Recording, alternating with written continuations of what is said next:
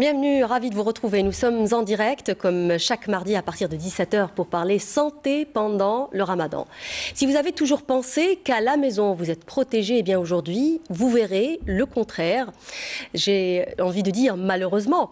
Et oui, les accidents domestiques, appelés également accidents de vie courante, sont la première cause de mortalité chez les enfants de moins de 5 ans selon l'OMS. Brûlures, chutes ou encore inhalation de corps dangereux. Ce genre d'accident augmente malheureusement de 40% à peu près pendant le ramadan. Avec mes invités, on reviendra sur les comportements dangereux que nous avons tendance à adopter pendant le ramadan et la baisse de vigilance qui nous met en danger. On tentera de vous donner les moyens de les éviter et d'agir au mieux devant une personne en souffrance. En gros, une personne qui vient d'avoir un accident domestique. Pour en parler justement, j'ai le grand plaisir de recevoir le professeur Abchiche Mohamed Ourmdan. Vous êtes chef de service à la clinique des brûlés Pierre et Claudine Cholet à Alger. Bonsoir. Bonsoir et merci pour l'invitation. Merci à vous. J'ai également le plaisir de recevoir le professeur Boufoursaoui Abdrahman. Vous êtes chef d'unité de pneumologie et d'endoscopie pédiatrique à l'hôpital de Baïnem. Bonsoir. Bonsoir. Merci beaucoup pour cette invitation. Je profite de cette occasion pour saluer nos chers téléspectateurs. Et donc je leur dis Sahar Mdankoum. Merci beaucoup, professeur. Merci d'être là justement pour réagir à ce sujet très important, un sujet de sensibilisation en gros. J'ai également le plaisir de recevoir le professeur Yacoubi Mustafa. Vous êtes chef de service de chirurgie orthopédique et traumatologie à l'hôpital de Bnaknoun. Bonsoir. Merci pour l'invitation. Je profite de cette occasion pour souhaiter un excellent mois sacré de Ramadan à toutes et à tous. Merci à vous, Hamdan, également professeur. Alors, je le disais en préambule, si on a cru toutes nos vies que la maison serait l'endroit le plus sûr, ce serait finalement faux, professeur, puisque selon l'OMS, la première cause de mortalité serait les accidents domestiques. Oui, effectivement, parce que le domicile, normalement, il est censé être un havre de paix, un endroit sécurisant. Et paradoxalement, c'est le premier justement endroit où il y a l'apparition des accidents domestiques et où l'enfant est la principale victime dans ces accidents. Les accidents domestiques sont nombreuses, oui. Sont nombreux plutôt. Et en première position, c'est les chutes, il y a les brûlures, il y a les blessures, il y a aussi les inhalations de corps étrangers, il y a les ingestions de corps étrangers, il y a les intoxications médicamenteuses. Tout ça fait que l'enfant est exposé de façon permanente à ce genre d'accident. Oui. Professeur Abchiche, nous sommes clairement devant un problème de santé publique. Les accidents domestiques ou comme on les appelle aussi les accidents de la vie courante. Alors vous êtes spécialiste des brûlures. Malheureusement, j'ai envie de dire, ça occupe le top 1 du triste podium des accidents pendant le ramadan. Est-ce qu'on peut dire finalement que le mois du jeûne ou le mois du ramadan est un pourvoyeur de brûlés ou de personnes justement qui ont des accidents domestiques? D'accord, il faut d'abord savoir que les brûlures représentent une grande fréquence durant toute l'année. Oui. On reçoit jusqu'à 10 000 brûlés par an. Et au mois de carême, malheureusement, on a une augmentation qui avoisine les 40 à 50% de plus. Et ça, c'est dû justement parce qu'au mois de carême, tout le monde se concentre au niveau de la cuisine. Et avec les enfants, surtout les enfants qui sont les plus grosses victimes. Et comme vous savez que la clinique centrale, on s'occupe beaucoup plus des enfants brûlés. Oui. Et là, actuellement, si vous faites une visite dans notre clinique... On le verra dans le reportage. Les malades sont pratiquement... Le service est pratiquement complet. Oui. On n'est qu'à 15 jours du début du mois sacré. Oui. Un triste constat, professeur Yacoubi. Vous faites le même constat également à votre service? Absolument, oui. Juste pour rappeler que les accidents domestiques regroupent tous les accidents qui surviennent donc à la maison. D'ailleurs, domus, en latin, signifie maison. Mmh. Et bien entendu, je partage ce qui a été dit par mes amis, mes confrères. C'est que normalement, la maison doit être en sécurité, on doit au contraire se reposer. C'est là où on est bien chez soi et normalement, il n'y a pas de ce genre de choses. Mais malheureusement, la maison, c'est un lieu qui devient dangereux. Alors le danger, effectivement, c'est la cuisine, on vient de le dire. Absolument, c'est la pièce la plus dangereuse. C'est une pièce extrêmement dangereuse. Pourquoi? Tout simplement parce que En fait, on manipule des instruments et il y a énormément d'appareils aussi qui sont dangereux, qui restent dangereux. Et je rajouterai aussi, le deuxième, c'est en fait, c'est toujours la maison quand elle n'est pas bien équipée vis-à-vis des sujets âgés, des seniors. Et ben, c'est les chutes de ces sujets âgés qui sont donc dans les vulnérables. Oui.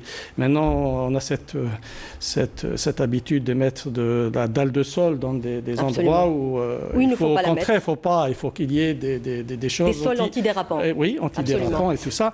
Donc, effectivement, je rejoins un peu ce qui a été dit par mes confrères, c'est que la maison devient malheureusement un endroit extrêmement dangereux. Oui, on va parler de brûlures essentiellement dans cette émission parce que malheureusement, je le disais à l'instant, le nombre augmente, le nombre des brûlés. Pour rappeler juste le chiffre en 2019, c'était 500 brûlés pendant le mois du Ramadan, ce qui est énorme. Je vais vous proposer justement de regarder un reportage, on va faire immersion dans le service, dans la clinique plutôt, des grands brûlés de Pierre et Claudine Chollet. Le reportage est signé Walid Yousfi. Regardez.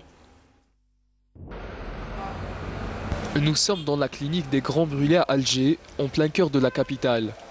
En cette période, comme à chaque année durant le mois de Ramadan, le nombre de cas d'urgence dans cet établissement de santé est en nette augmentation. De plus en plus d'enfants sont admis ici pour des brûlures qui peuvent aller du 1er au 3e degré. Les accidents domestiques sont le plus souvent incriminés dans la grande majorité des cas. Ça s'est passé durant le 3e jour de Ramadan. Je rentrais du travail. Une fois chez moi, j'ai commencé à préparer le ftour en utilisant le réchaud à gaz pour aller plus vite. J'ai dû le déplacer car le petit était avec moi dans la cuisine. Quelques minutes après, il a tiré le tuyau de gaz. Le réchaud est tombé. Mon fils a été touché au niveau du torse et du bras. Tout s'est passé très vite.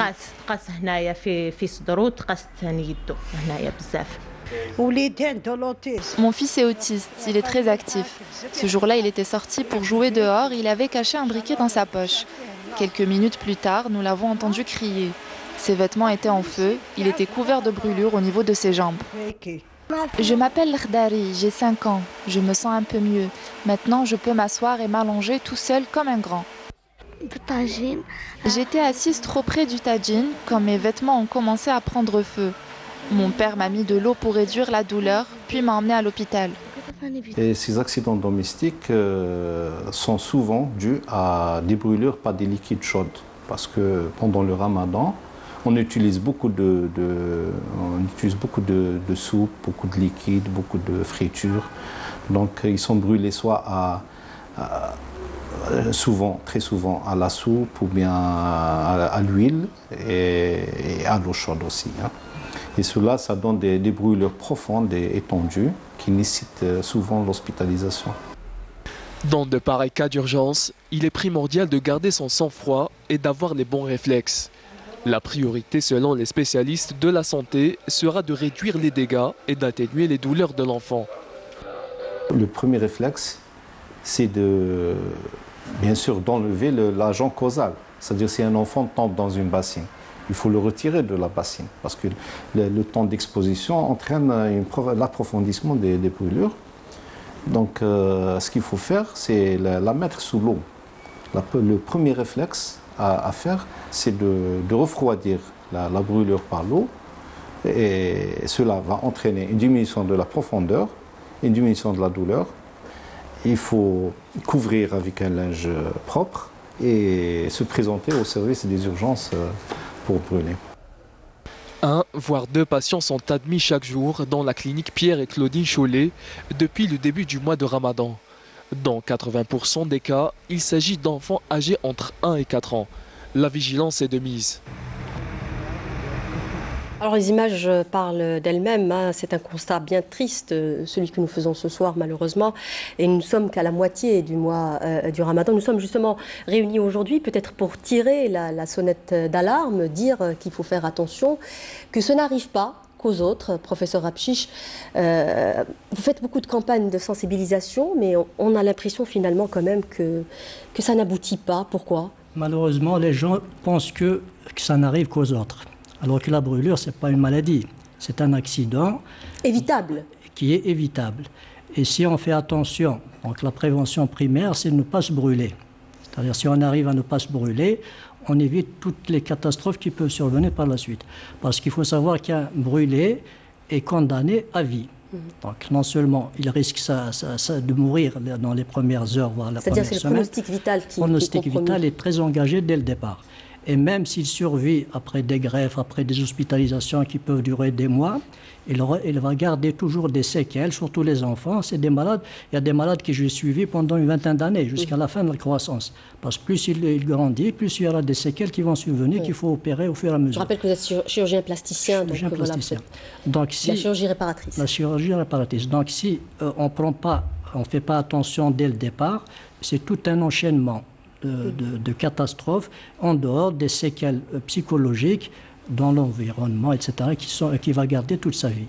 Donc la brûlure est quelque chose de très très important. Malheureusement, c'est le parent pauvre de la médecine. On n'en parle pas beaucoup. On n'a pas suffisamment de centres non plus chez nous. Il n'y a que pratiquement on reçoit à l'échelle nationale. Voilà, vous recevez des gens des autres wilayas. De toutes les wilayas. On a beau faire des jumelages pour justement sensibiliser, faire des cours sur place, mais le réflexe qui est que ce soit les médecins, que ce soit les directeurs des hôpitaux, dès qu'il y a un brûlé, on le met dans l'ambulance et il descend sur Alger. Et malheureusement, si on ne fait pas la perfusion, il faut prendre les premières précautions pour éviter les hypovolémies qui sont la base de toutes les conséquences de la brûlure. Donc l'hypovolémie, le malade va se déshydrater. Donc s'il vient de 100 km à 200 km pour venir chez nous, il se déshydrate complètement. Donc tout le retard de réanimation va se répercuter sur son pronostic. Sur le pronostic. Donc Absolument. ça agit au niveau cutané qui va devenir plus profonde. Au niveau digestif, il aura des hémorragies digestives. Au niveau rénal, il va avoir des insuffisances rénales. Et surtout au niveau du côlon, faire des péritonites stercorales qui peuvent tuer le malade. Ah oui, assez sévère. Et puis ça peut aller jusqu'à la mort, ça peut aller jusqu'à l'amputation aussi. Exactement. Voilà. Alors pendant le ramadan, justement, une autre question pour vous. Pendant le ramadan, alors, on parle de l'augmentation du nombre, ça on le disait depuis tout à l'heure, mais il y a aussi la gravité des blessures qui est plus importante aussi pendant le ramadan, c'est ça? Parce qu'il faut savoir que... Vous voyez des brûlures plus graves, j'ai envie de dire. Plus graves, donc, parce que les brûlures thermiques sont les plus fréquentes. Dans les brûlures thermiques, on peut se brûler par du liquide chaud, ou un solide chaud, ou du gaz. Et le liquide chaud, c'est les plus fréquentes. Et donc, vous comprenez bien que pendant le mois de carême, avec les soupes, tous les liquides chauds qui se préparent dans les cuisines, ça fait que la fréquence est plus importante. Oui. Professeur Boufoursaoui, vous êtes un peu le spécialiste des corps étrangers inhalés, il faut le dire. Votre unité est un peu l'unité de référence aujourd'hui. Alors, quel genre d'accident voyez-vous vous allez me dire que c'est pendant toute l'année, mais quel genre d'accident voyez-vous pendant le ramadan? Alors, c'est toute l'année, les accidents d'inhalation de corps étrangers. C'est toute l'année. C'est simple. Il y a une fréquence qui ne cesse de baisser ces dernières années.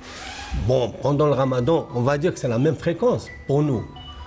C'est les inhalations de cacahuètes, surtout les arachides, mais surtout la cacahuète. Elle est très fréquente et elle survient surtout chez les enfants entre 1 et 3 ans.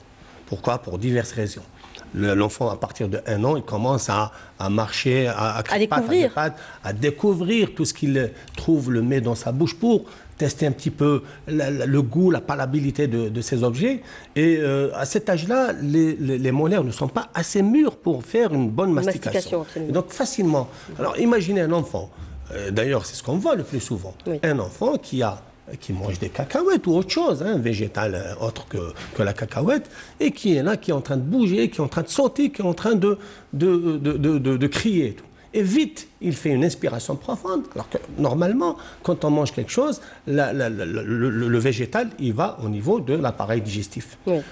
C'est physiologique, la glotte qui se ferme et le bol alimentaire va passer dans l'œsophage.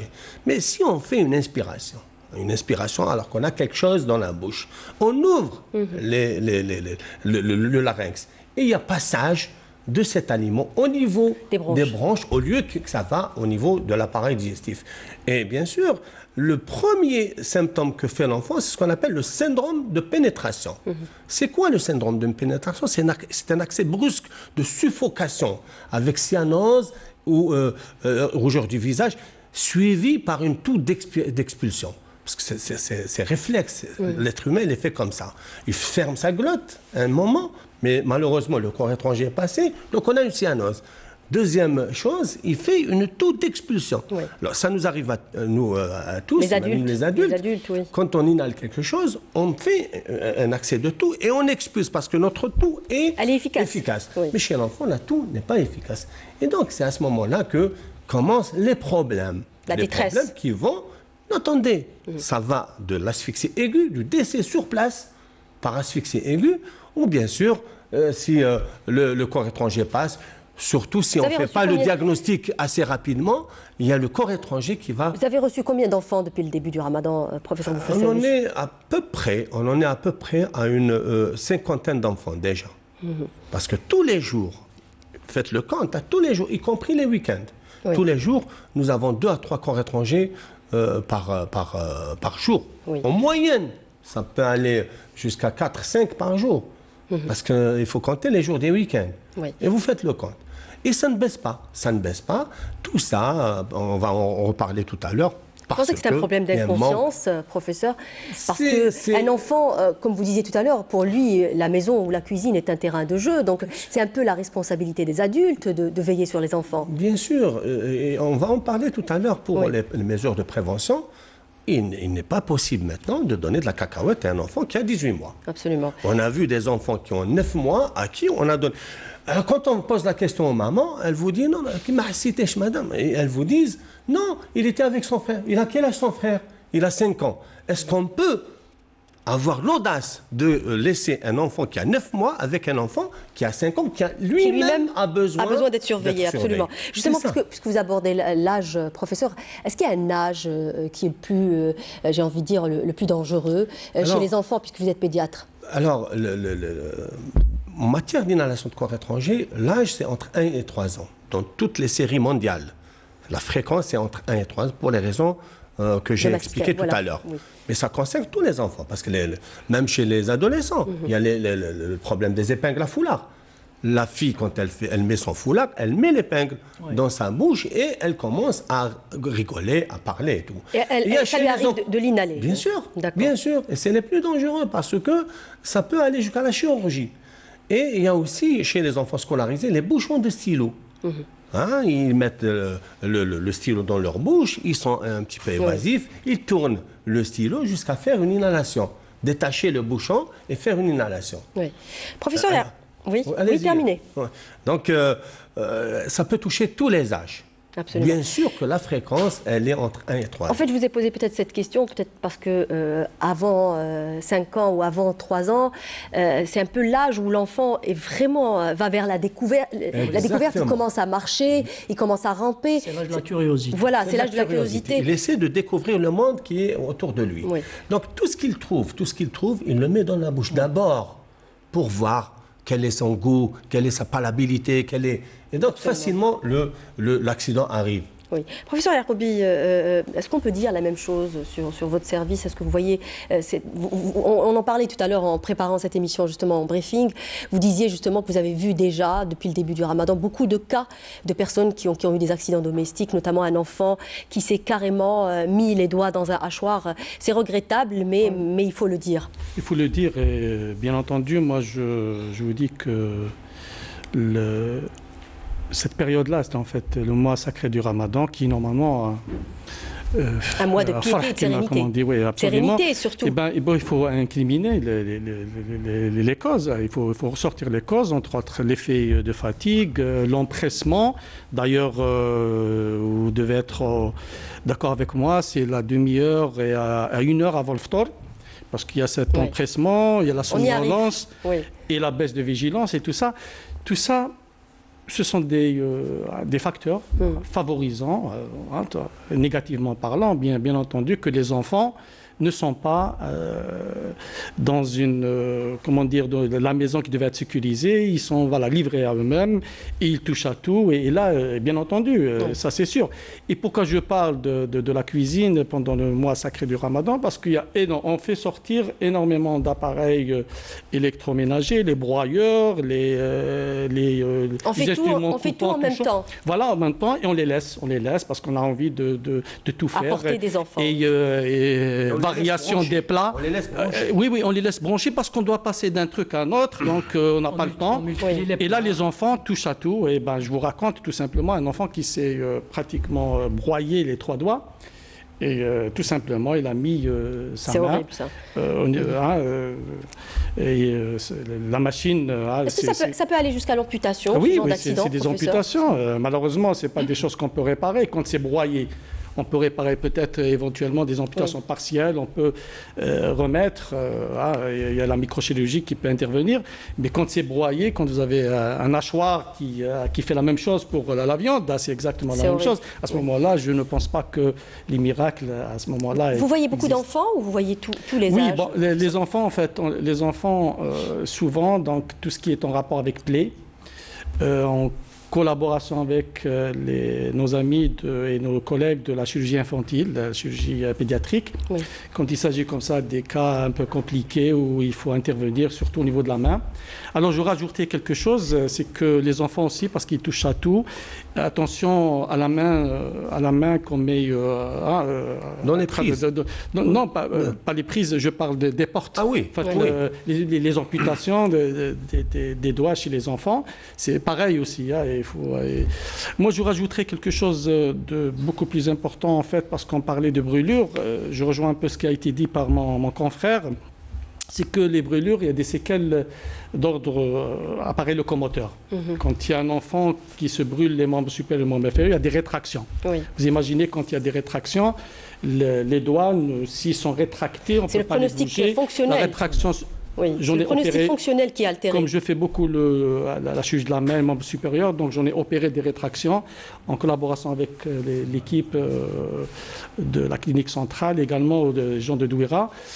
En fait, on libère ces articulations parce qu'elles sont bridées par cette cicatrice rétractile. Donc tout ça, vous imaginez un peu un enfant qui se retrouve adulte, pratiquement impotent. Et là, vous imaginez. Donc il faut toujours tenir compte de ces choses-là. Alors on a parlé du hachoir, mais quels sont les autres accidents que vous voyez? Quels sont les plus fréquents, j'ai envie de dire? Les chutes peut-être sont les premiers. Les chutes, c'est les enfants aussi parce qu'on les laisse, on est occupé à faire les différents plats parce que là on ne se contente pas d'un seul ou deux plats pour le mois de Ramadan. C'est les chutes et aussi les sujets âgés. Les sujets âgés, pareil. Alors les sujets âgés, parce que d'une, elles sont livrées un peu, échappent un peu à la vigilance des adultes. Et de deux, il y a aussi tout ce qui est en rapport avec leur pathologie chronique. C'est des médicaments et tout ça, comme avec le carême, avec le Siyam. Donc on perturbe un peu les doses et tout ça, la répartition des doses. Et des diabétiques, et je me pose la question, est-ce que vraiment un diabétique est autorisé à faire le jeûne? Là, la question doit se poser. Et de deux, les hypertendus, par exemple, quand ils prennent des traitements anarchiques, ils se retrouvent avec des hypotensions, ils tombent. Et les hypotensions et les hypoglycémies, vous êtes en train de parler de décompensation de maladies pendant le Ramadan. Des sujets âgés. Et sachez qu'une chute des sujets âgés est fatale. Donc 25 à 30% des patients à sujet âgé qui font des fractures de l'extrémité proximale du fémur meurent dans les 2 années après l'accident. Donc il faut tenir compte et cette fragilité aussi. Un sujet âgé, quand il chute, c'est pas la même chose quand un adulte jeune, il a de l'os solide, l'adulte jeune, mais le sujet âgé, il est porotique, il a l'ostéoporose, donc il y a cette fragilité osseuse. Et sachez qu'il n'y a pas que les fractures du bassin, les fractures de l'extrémité supérieure du fémur, il y a aussi les traumatismes crâniens qui sont beaucoup plus dangereux avec ces hématomes extraduraux, des hématomes sous-duraux.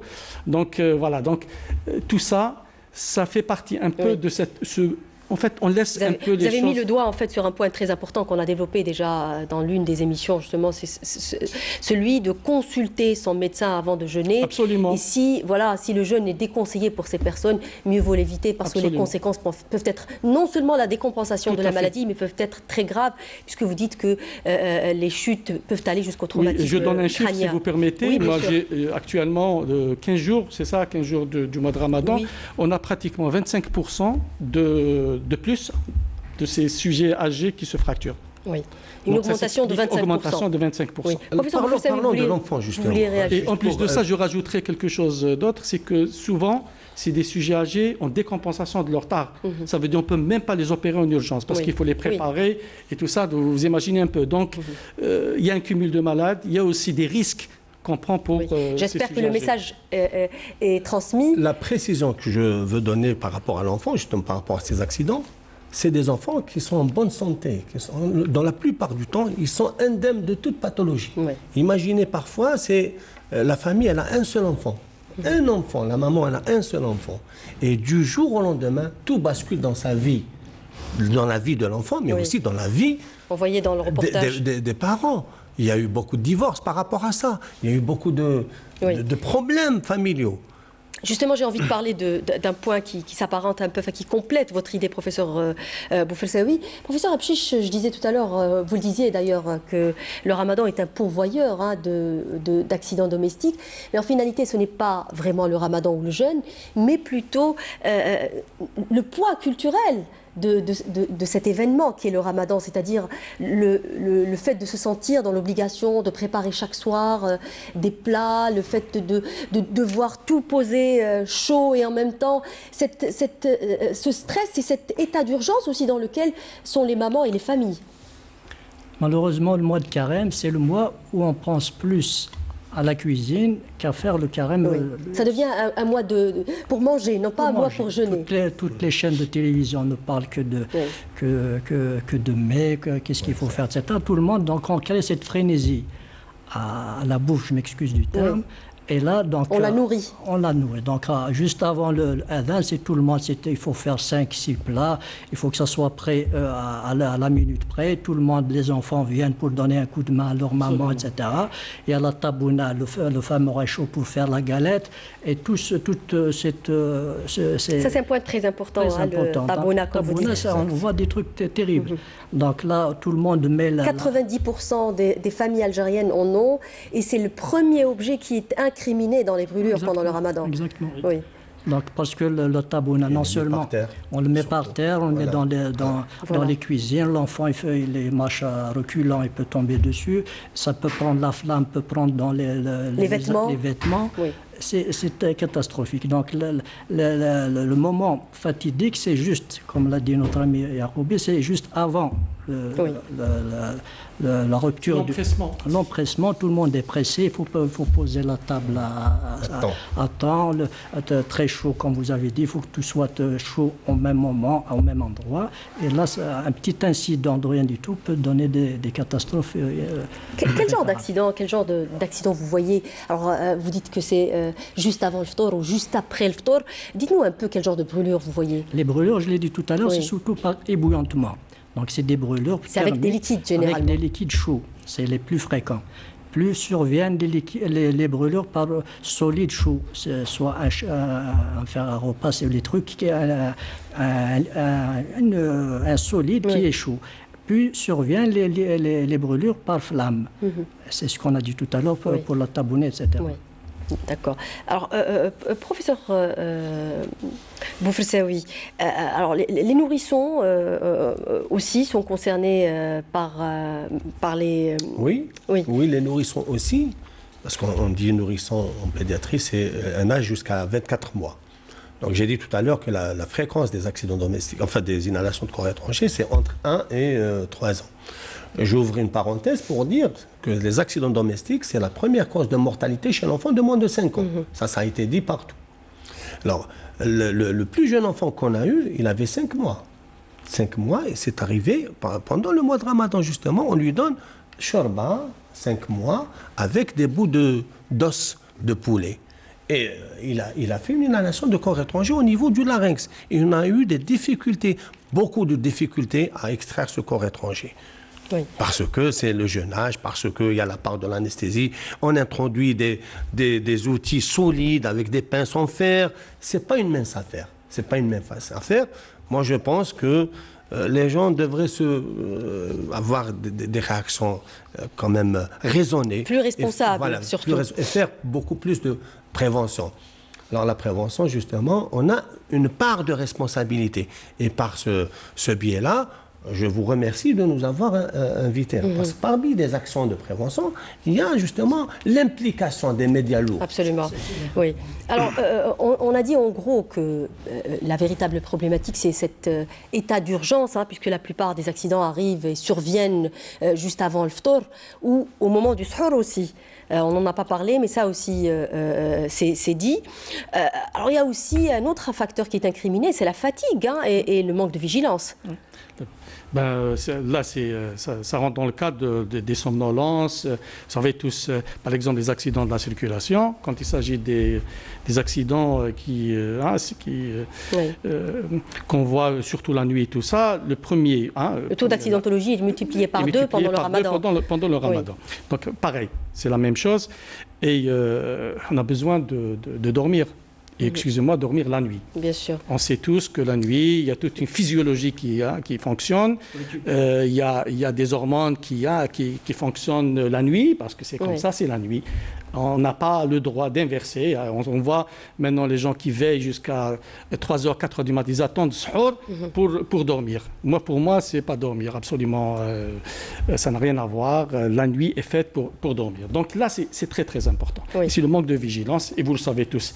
Vous savez tous maintenant que, par exemple, en matière d'industrie, là où on travaille avec des risques, hein, les travailleurs, on tient compte de ce mois de Ramadan. D'ailleurs, certains pays ferment certaines usines où il y a nécessité de vigilance des employeurs. Par exemple, quand on travaille dans des trucs, là où il y a des trucs tranchants et tout ça, où on doit faire attention et tout ça, là, il y a certains pays où ce genre de choses ne se font pas pendant le mois de Ramadan, parce qu'on ne peut pas contrôler convenablement les employés, on ne sait pas. Est-ce qu'il a fait le sommeil réparateur convenablement, etc. Donc c'est très important. Oui. Cet élément de fatigue est un élément. Bien sûr, c'est un point très important. Peut-être que vous en avez dit un mot, c'est le moment aussi de rappeler, de faire attention sur les routes, parce que, comme je le disais à l'instant, le taux d'accidentologie multiplié par 2 pendant le ramadan, ce qui est vraiment regrettable. Alors on a tendance peut-être à incriminer les mamans pendant le ramadan, parce que si leurs enfants, comme on voyait tout à l'heure dans le reportage, parce que c'est à elles peut-être de surveiller les enfants. La maman a certes une part de responsabilité, mais en même temps, ce n'est pas que la maman qui doit aussi faire preuve de vigilance. C'est l'affaire de toute la famille, en réalité. Normalement, ça n'incombe pas qu'à la maman. Au contraire, parce que la maman, elle est en train de préparer à manger. Tous ses enfants sont autour d'elle. Donc, il ne peut pas faire tout à la fois. L'idéal, c'est d'interdire l'accès aux enfants dans les trucs de cuisine, pour laisser justement la maman faire sa cuisine à l'aise, sans créer des incidents regrettables. En même temps, il faut qu'il soit surveillé à côté. Voilà, exactement. Il ne faut pas le laisser seul dans une chambre où il peut prendre n'importe quoi, mettre sa main dans une prise. Mais il y a un aspect qui est important aussi. Peut-être vous dites qu'il faut surveiller les enfants et ne pas les laisser aller en cuisine.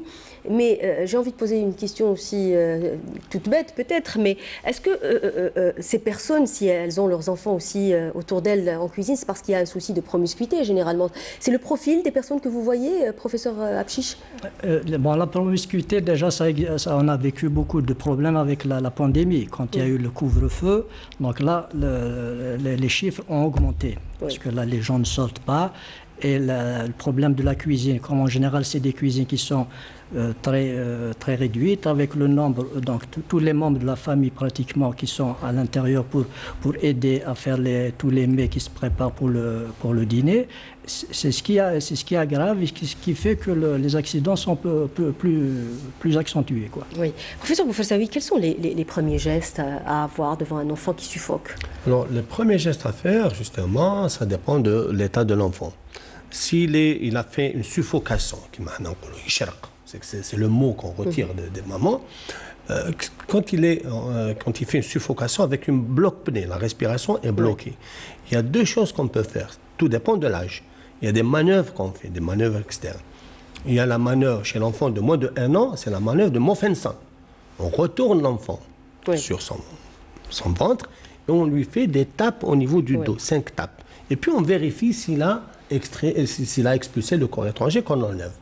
Si on n'a pas réussi, on peut le mettre sur le dos et faire des pressions ici dans le bas du thorax. Ça augmente la pression au niveau du thorax et ça permet parfois d'expulser le corps étranger. Chez l'enfant de plus de 1 an, chez le grand enfant et même chez l'adulte, il y a ce qu'on appelle la manœuvre de Heimlich. Je sais, qui veut dire Qui veut dire quoi? On vient derrière l'enfant, derrière l'adulte, on l'enlace, on met nos bras sous ses bras, on l'enlace, et puis on met comme ça un point au niveau de l'épigastre, ici, au niveau du bas du thorax. Et on fait des pressions brusques vers le haut et vers l'intérieur. Le but, c'est d'augmenter la pression intrathoracique pour faire expulser c'est les deux gestes qu'on peut faire. Maintenant, maintenant, si l'enfant est en train de tousser, il faut respecter sa toux. Il ne faut pas le toucher. Parce que cette toux-là, parfois, elle permet de faire expulser le corps étranger. Peut-être qu'il ne faut pas provoquer aussi les vomissements, parce qu'on a tendance à croire qu'il faut le faire vomir. Ça ne sert à rien. À la limite, s'il est en bloc-pneu, il a la respiration bloquée, peut-être que le corps étranger au niveau de l'oropharynx, on peut mettre le doigt et essayer de chercher ce corps étranger. Ça, on peut. Mais il ne faut pas faire... Vous parlez peut-être aussi des injections de caustique. Justement, j'allais parler de produits dangereux, parce qu'on a tendance aussi à oublier pendant le ramadan. Les mamans sont affairées, elles ont tendance à oublier, ce qui est regrettable encore une fois, mais qui arrive, les détergents par exemple. Exactement, ou les produits dangereux. C'est les ingestions de caustique, que ce soit l'eau de Javel ou les détergents. Hein. Il faut pas... L'eau de Javel, c'est la vedette. Il y a les décapants. Attention, c'est un produit très dangereux. C'est un produit très dangereux, les décapants. L'eau de Javel, encore que, ça peut ne pas causer beaucoup de dégâts. Mais le décapant, c'est inévitable. Alors, il ne faut pas donner à boire à l'enfant, ni de l'huile, ni de l'eau. Il ne faut pas le faire vomir. Il ne faut pas le mettre sur le dos. Il ne faut pas l'allonger sur le dos, parce que il y a le liquide qui va revenir et étendre les... là aussi, la chose que je voulais dire au sujet des injections de caustique, il ne faut jamais transvaser, c'est-à-dire mettre un détergent dans une bouteille d'eau minérale ou là, dans une bouteille de boisson soft. Parce qu'on peut les prendre... Il faut étiqueter. Non, même pas. Il ne faut pas les transvaser. Il faut le garder dans son emballage. Dans son emballage. Parce que, imaginez un enfant qui court, qui joue et tout, il rentre dans la cuisine, il trouve une bouteille d'une boisson qu'on a l'habitude d'acheter, avec un liquide à l'intérieur qui a la même couleur de cette boisson. Et carrément... Et maintenant, ce qui est bien, c'est qu'on a des bouteilles avec un bouchon sécurisé et tout ça. Il faut les respecter, ces bouteilles. Et encore, il faut acheter ces détergents. Exactement. Il faut toujours respecter. Professeur Apchiche, j'ai envie juste de vous poser la même question, mais pour les brûlures, quels sont... On a vu un peu tout à l'heure dans le reportage quelques conseils, mais c'est toujours bien de le rappeler.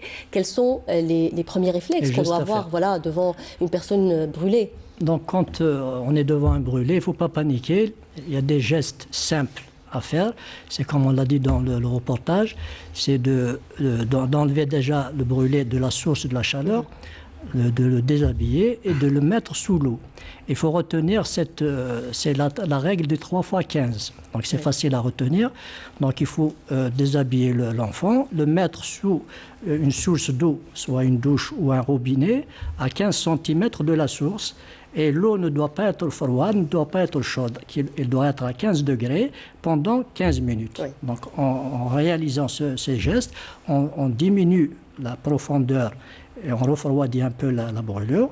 Et si on a du tulle gras ou à la maison, tant mieux. Sinon, on prend un tissu propre, on le couvre et on le prend au dispensaire ou chez le polyclinique ou à l'hôpital le plus proche. Peut-être que l'idéal serait aussi de rappeler que la prévention est le premier remède avant d'en arriver là. C'est ce que je disais tout à l'heure, que c'est la prévention primaire, c'est ce que nous sommes en train de faire maintenant. C'est qu'il ne faut pas se brûler. Maintenant, une fois brûlé, il y a la prévention secondaire.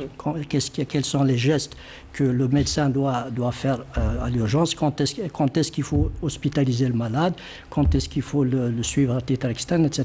C'est d'autres détails. Je ne sais pas si on peut oui, bien parler. sûr.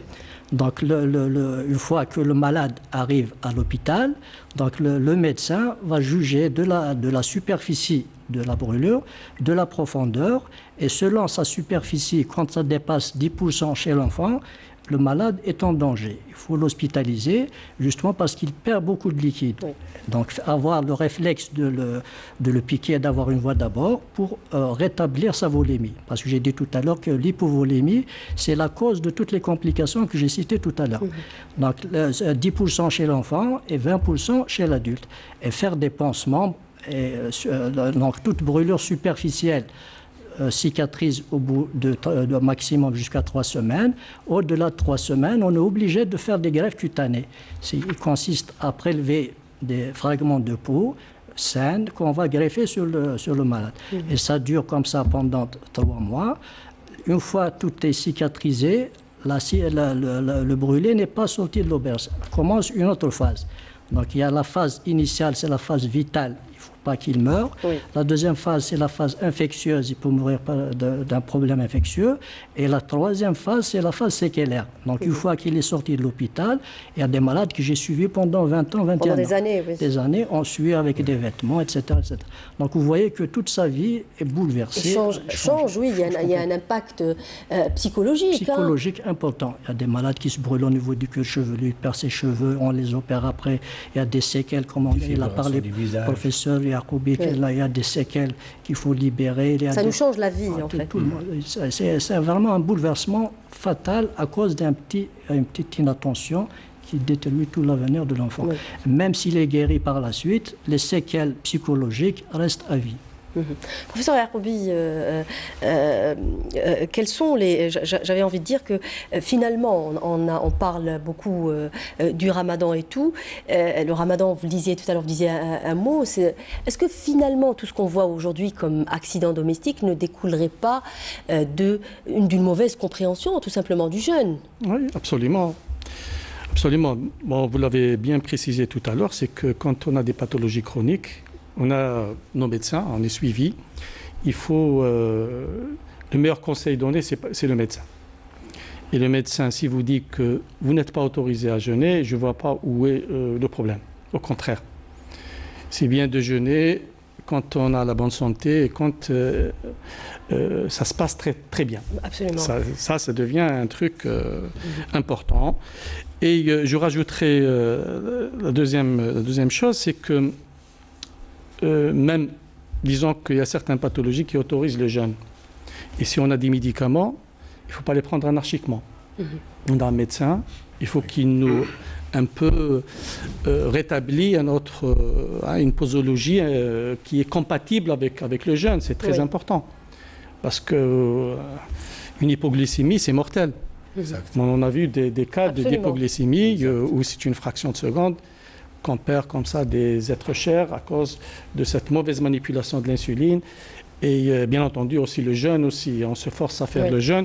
Moi Quels sont les réflexes finalement je suis tentée aussi par vous poser la même question, c'est peut-être pas la même chose, mais quels sont les réflexes aussi à avoir devant une personne qui se blesse? Oui, devant c'est important. Là, je reviens à la cuisine, quand on a des plaies comme ça, soit par objet tranchant, les couteaux et tout ça, ou bien par ces broyeurs, ces appareils tranchants. La première des choses, c'est d'assurer l'hémostase. C'est-à-dire, en fait, il y a le saignement, et surtout pas de graisse, ne mettez pas du café, je ne sais pas quoi, pensant que ça arrêterait. Ça se fait encore. Ça se fait encore. Vous savez pourquoi? Parce que ça va être difficile, l'intervention chirurgicale. Vous imaginez un chirurgien qui se retrouve avec des grains de café au niveau d'une plaie où il faut nettoyer, et c'est source aussi d'infection. D'infection, vous savez, la main peut s'infecter, c'est fatal pour la main. On peut passer d'un panari, une simple infection autour de l'angle, ça peut se terminer par une amputation d'un doigt. Peut-être quand on est immunodéprimé, les diabétiques, etc., peuvent avoir des infections qui vont diffuser. Ça peut aller même à des septicémies. Donc c'est très important, il faut assurer l'hémostase. Pas de garrot de grâce. Ça ne sert à rien de mettre des garrots, il faut mettre ce qu'on appelle des pansements compressifs. Oui. Si on a ce qu'il faut, des compresses et tout ça, vous ramassez beaucoup de... C'est arrêter et de serrer là où il y a la plaie. Une serviette ou des choses, un linge propre, et de serrer, de lever la main, en fait, un peu au-dessus du niveau du cœur, pour arrêter le saignement. Mais de grâce, n'utilisez pas le dentifrice, je ne sais pas ce qu'on voit encore. Ça, on a oublié de le dire, pour les brûlures. Ça, on a oublié de le dire pour les brûlures, parce que ça, c'est très important. Oui, mais ça complique. Écoutez, c'est une plaie déjà, tout est collé. Déjà, on est dans l'obligation de mettre quelque chose qui va encore coller à le linge qu'on utilise pour une brûlure de 3e degré. Vous l'enlevez avec du sérum, vous décollez un peu ce linge. On est obligé parce qu'il faut assurer aussi la température, parce que là, il faut qu'il y a une hypothermie qui s'installe après une brûlure grave. Donc c'est très important. Ne vous substituez pas aux médecins, ne vous substituez pas aux gens qui connaissent, parce que on complique l'existence des chirurgiens. Donc c'est très important. Alors pour le sujet âgé, pareil, celui qui chute, si on est connaisseur de ces pathologies, par exemple si c'est une hypoglycémie, la première des choses, c'est qu'il ne meurt pas de cette hypoglycémie. C'est de lui donner ce qu'il faut pour remonter. Sucre, oui, absolument. Dans les deux cas, d'ailleurs, le diabétique, un bon diabétique, entre guillemets, excusez-moi l'expression, c'est celui qui a du sucre dans sa poche. Ça, c'est clair. Un diabétique qui n'a pas un bout de sucre ou quelque chose de sucré dans sa poche ne suit pas convenablement. Donc, c'est très important. Les traumatismes crâniens aussi, ne les négligez pas, parce qu'on peut se faire un traumatisme crânien grave, au début, une petite perte de connaissance, puis après, il revient à lui-même. En fait, là, il n'est plus. Il faut consulter. On a il faut le prendre, il faut faire un scanner. On a tendance à banaliser. Parce que le sujet âgé, même pour les jeunes, oui, professeur. Même pour les jeunes, bon, plus ou moins, parce que les jeunes, là, on se dit que on s'inquiète, mais le sujet âgé, attention, les hématomes sous-duraux, par exemple, c'est des choses qu'on oublie pendant des mois et subitement, le sujet âgé se retrouve dans un coma, etc. Donc, il ne faut pas négliger un traumatisme crânien. Maintenant, on a les moyens, le scanner est quasi systématique après un impact crânien, donc c'est très important. Et le sujet âgé, bien entendu, quand vous le prenez à l'hôpital, prenez tout ce qu'il a comme médicament. C'est très important. Parce que là, on reçoit un patient, on n'a pas beaucoup de... Il faut qu'il y ait un peu les antécédents, l'historique un peu de ce sujet âgé, afin de pallier un peu à ce que... Pour connaître le patient. Absolument. En fait. Oui, professeur Apchiche, justement, professeur Yacoubi nous a tendu une perche en parlant du dentifrice. Justement, on a dit ce qu'il fallait faire en cas des brûlures, mais on n'a pas dit ce qu'il ne fallait pas faire. Bon, ce qu'il fallait faire, donc j'étais très clair, très simple. On a fini. Mais ce qu'il ne fallait pas faire, donc de ne pas mettre tous les produits, que ce soit du dentifrice, de l'huile. Il y a plein de chacun qui fait des trucs traditionnels. Et au fait, ça aggrave le cas. Parce que quand le malade vient, vous avez mis des colorants. Donc là, même pour l'aspect, pour savoir est-ce que c'est une brûlure profonde ou superficielle, la clinique est très importante. Donc, lavez le malade, comme je l'ai dit tout à l'heure, vous mettez un tissu propre et vous prenez chez le médecin. Alors les gens ont tendance à mettre du dentifrice, des fois de la pomme de terre. C'est que ça s'accroche et quand ça colle, donc c'est difficile à enlever. Ça enlève la peau. Ça aggrave encore le cas. Oui. Alors on arrive pratiquement à la fin de cette émission. On va faire un tour de table pour rappeler justement l'importance de la sensibilisation. Je disais au tout début déjà de cette émission que ce genre d'accident malheureusement arrive pendant toute l'année. On en parle, il y a des campagnes de sensibilisation, vous en faites, professeur Apchiche, mais on a l'impression quand même qu'elles n'ont pas d'impact. Qu'est-ce qu'il faut faire aujourd'hui? Comment peut-on être dans l'efficience? Moi, je pense qu'il faut faire beaucoup d'émissions et de montrer les victimes. Quand on voit un brûlé, comme on les a montrés sur le reportage qu'on a vu tout à l'heure. Pour sensibiliser. Quand on voit des amputés, des articulés, etc., là, ça choque. Il faut choquer les gens. Ça a de l'impact. Oui, professeur Boufoursaoui. Justement, en parlant de la prévention, c'est justement l'élément essentiel justement, pour éviter ces accidents. La prévention, elle est primaire et secondaire. Primaire, c'est d'empêcher l'accident d'arriver et secondaire, d'empêcher les complications justement de l'accident. Dans la primaire, il y a la prévention passive et la prévention active. La prévention passive, c'est le ressort des organismes gouvernementaux et non gouvernementaux. Par exemple, on a un institut, l'Institut algérien de normalisation, qui fait des normes de fabrication et qui veille à les faire respecter. Et pour les faire respecter, il y a une loi justement de la protection du consommateur, c'est la loi de février 2009, qui dit que les objets fabriqués doivent obéir à certaines normes de sécurisation. Oui. Par exemple, je donne un exemple. Comme on disait tout à l'heure, par exemple, pour les hachoirs ou les bouteilles avec des bouchons justement sécurisés. Les bouteilles de produits dangereux, corrosifs, doivent avoir un bouchon de sécurité. Oui. Les placards doivent avoir un processus de fermeture sécurisé. Ce n'est pas n'importe quelle parchette qu'on met. Parce que l'enfant, il sait comment. Il faut qu'il y ait. Par exemple, aussi, je voulais parler de la graine de tournesol. Oui. Elle est en train de faire des zerri'a qu'on est en train, il n'y a pas longtemps, d'acheter et d'empoisonner nos enfants avec. On a fait de la publicité pendant longtemps pour cette graine de tournesol et qui est en train de faire, on a perdu des enfants.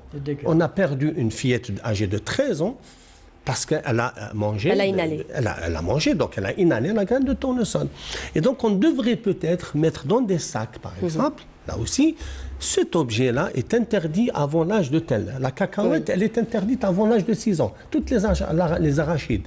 Par exemple, on ne donne pas le biberon à un enfant quand il est allongé, complètement allongé, parce qu'il faut faire une inhalation tuer. Oui. Et elle est active par le biais comme ça de manifestations par rapport aux grands médias, la télévision surtout, la radio, mais aussi les flyers, pour faire. Ça, c'est la prévention primaire. Oui. La prévention secondaire, brièvement, professeur, il ne reste pas beaucoup de temps. Je vais donner la parole au professeur Yacoubi. La prévention secondaire, c'est de faire la formation des médecins, des paramédicaux, pour leur enseigner quelles sont les choses à faire et à ne pas. Vous avez le mot de fin, professeur Yacoubi, en un mot. Moi, je dirais pour les enfants, c'est la surveillance des parents. Oui. Et sujet âgé, c'est la surveillance des adultes. Et en plus de ça, il faut réduire les risques des chutes chez le sujet âgé. C'est l'éclairage, c'est les revêtements du sol, on l'a dit tout à l'heure, et le mobilier, l'équipement, tout ce qu'il faut. Oui. Pour vous, peut-être, c'est le réchaud à gaz. Il faut éviter, je vais le dire en arabe pour que les gens comprennent, tabouna tout simplement, et surtout pas la poser par terre. C'est ça le danger. Merci beaucoup, messieurs, d'avoir participé à cette émission de sensibilisation. Merci à vous de nous avoir prêté attention. N'oubliez pas de nous rejoindre sur les réseaux sociaux. Vous avez remarqué que cette émission s'est faite sans notre rubricaire, le docteur Abbas Mejdel, à qui on souhaite prompt rétablissement parce qu'il est malade. Je vous souhaite à présent Sahaf Tolkom et je vous revois mardi prochain. Au revoir.